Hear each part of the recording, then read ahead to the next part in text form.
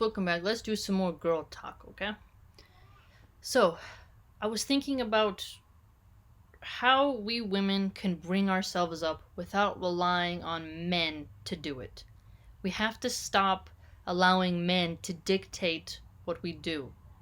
They are not the only way for you to be moral. You can take advice from them, but I think we have to start looking to our older sage women and desire to be like those women. The knowledge that we women need is different than the knowledge men need. We can have a Venn diagram and overlapping, but we need somebody who is a woman who is firm and wise and elderly, who knows how to teach us how to be good women and how to be strong women. A type of warrior, intelligent, good housekeeper, good mother, good, scientist, good worker, all those things, different titles mixed together.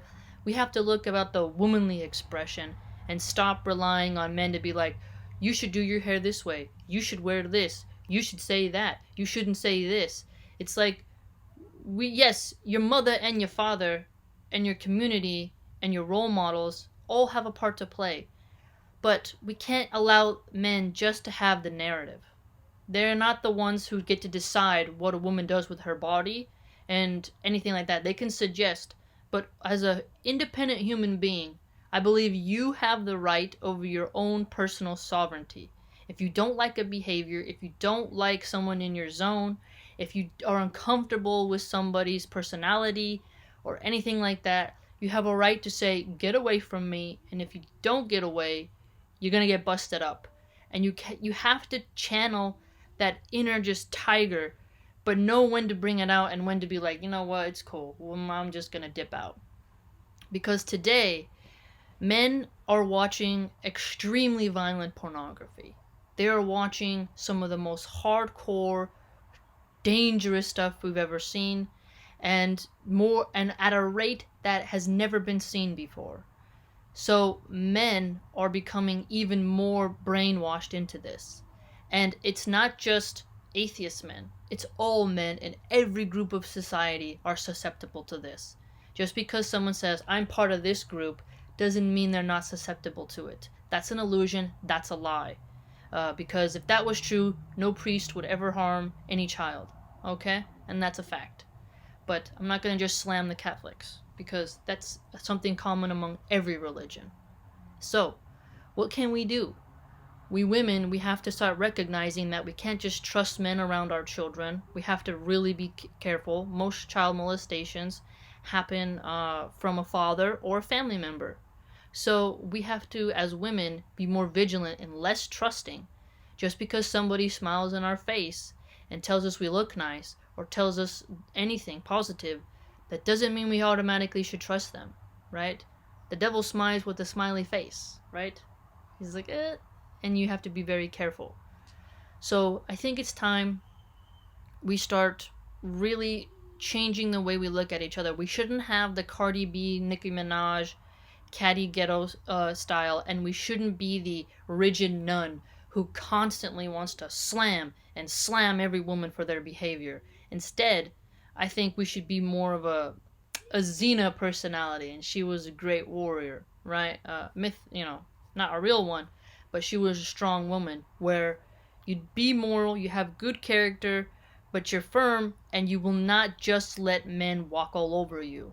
There's nothing spiritual or holy about taking abuse.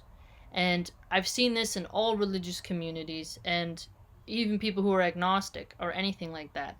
That doesn't mean women become crazy and psychotic, because I've seen those examples too. I'm saying that we have to take our own sovereignty in our own hands, and we need to start having women only groups, and we need to start really coming together and recognizing abuse and helping each other get out of abusive situations and to raise each other up with a stronger character. And a good character doesn't mean you just offer your cheek up to let somebody just slap and slap and slap and slap and slap you. It's no, you come at me, you're gonna get something, right? So we have to really think about that, and we have to empower our daughters and our sisters and our friends to not resort to the porn industry, the prostitution industry, the cat fighting, personality types, or being a doormat, right? Just being a carpet where men just get to walk all over you, smack you around, or verbally keep you in a cage, just suffering in misery alone, deprived of the outside world, and existing in just total loneliness, right? I think it's time we start really examining how we've failed each other as women, right? If another woman we know is giving birth alone, we should be there for her. She just had a baby, we need to celebrate with her.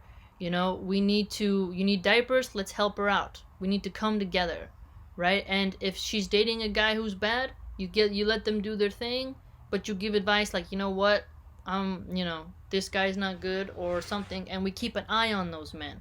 We watch them, and no matter how handsome he is, we never ever ever flirt with him or allow him to flirt with anyone else in the group, right? I know many of you think, well, I've never done that, but there is a lot of women who do that, and this is a big thing, I think. The men we work with, if they are married and have a girlfriend, we should not flirt with them. We should not at all try to even if we're attractive and they're attractive, we should not at all let them flirt with us. We're like, don't you have a girlfriend?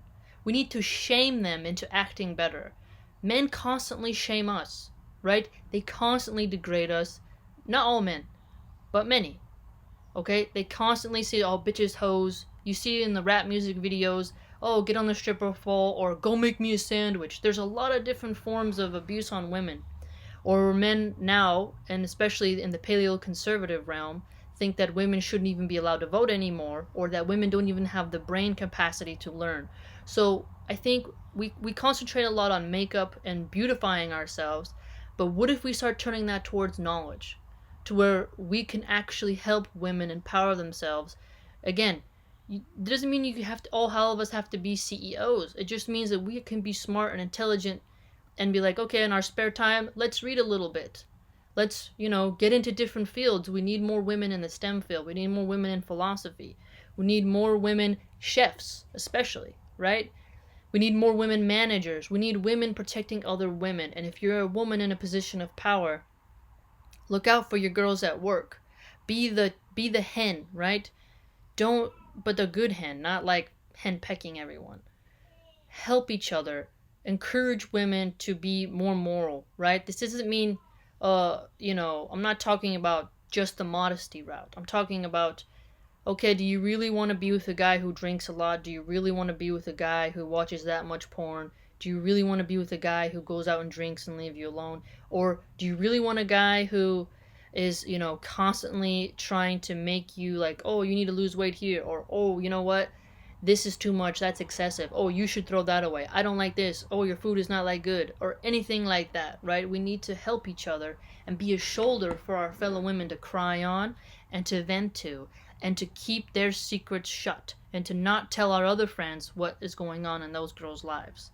And if a man has hit a woman like that, we go to their home, we get her out of there, we help her, okay? We have to help each other, and we do what we can do to pull those women out of those abusive relationships, right? Even if they've been in a relationship for 10 years, if they're being abused, we need to do something about it.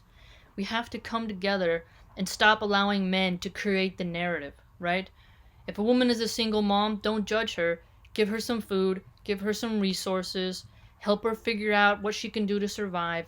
And if a woman's in an abusive marriage and she's no longer happy and she wants to plan to escape or leave or get a divorce, help her do it if she wants it, right? We need to be a rock for each other and stop tearing each other down because we're not all Kim Kardashians, right? We need to stop. We need to really bring each other together and hold each other accountable, right?